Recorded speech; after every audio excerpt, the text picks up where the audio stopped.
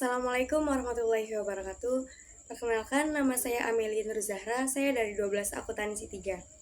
Saya akan menyampaikan tafsir mengenai surat Al-Baqarah ayat 155 dan 156 menurut tafsir Ibnu Katsir. Dalam tafsir Ibnu Katsir, Allah Subhanahu wa taala menjelaskan bahwa orang-orang yang beriman pasti akan diuji. Ujian ini bukan karena Allah tidak sayang, tapi justru sebagai cara untuk melihat seberapa kuat iman seseorang dan agar mereka bisa naik derajat di sisi Allah. Bagaimana sih bentuk contoh yang sering kita alami? Pertama, ada rasa takut. Allah menguji manusia dengan rasa takut. Contohnya, takut kehilangan orang tua, takut gagal ujian, takut dimarahin guru, atau takut di masa depan. Dalam situasi seperti ini, Allah ingin melihat apakah kita tetap percaya kepadanya atau malah jadi putus asa. Kedua, kelaparan. Allah juga menguji dengan rasa lapar. Ini bisa terjadi karena keluarga yang kesulitan ekonomi atau bencana alam yang menyebabkan kekurangan makanan. Saat lapar, kita dilatih untuk bersabar dan tidak mengeluh. 3. Kekurangan harta. Contohnya, ketika ayah atau ibu kehilangan pekerjaan, usaha bangkrut, atau barang-barang berharga hilang, ini adalah ujian untuk melihat apakah kita tetap bersyukur dan yakin bahwa rezeki datangnya dari Allah. Yang keempat, ada kehilangan jiwa. Maksudnya adalah kehilangan orang yang kita sayangi, seperti nenek, kakek, orang tua, atau sahabat karena meninggal dunia.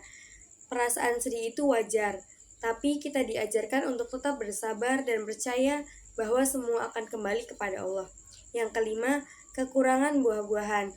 Ini bisa kita pahami sebagai hasil kerja yang tidak sesuai harapan.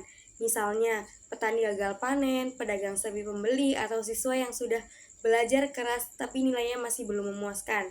Semua itu juga bentuk ujian. Apa sih balasan bagi orang yang sabar? Orang-orang yang sabar akan mendapatkan kabar gembira dari Allah. Mereka adalah orang yang ketika tertimpa musibah langsung mengucapkan Inna lillahi wa inna ilaihi roji'un, yang artinya sesungguhnya kami milik Allah dan kepadanya kami akan kembali. Kalimat ini artinya kita sadar bahwa semua yang kita miliki, termasuk orang-orang tercinta, harta, dan kehidupan kita adalah milik Allah. Jadi, kalau Allah mengambilnya, kita harus ikhlas dan menerima semuanya dengan lapang dada. Tapi, Allah menyuruh kita untuk tetap sabar, berserah diri, dan percaya bahwa semua itu ada hikmahnya. Saat kita sabar dan tetap mengingat Allah, maka bukan hanya pahala yang kita dapatkan, tapi Allah juga akan mengganti musibah itu dengan sesuatu yang jauh lebih baik dari sebelumnya.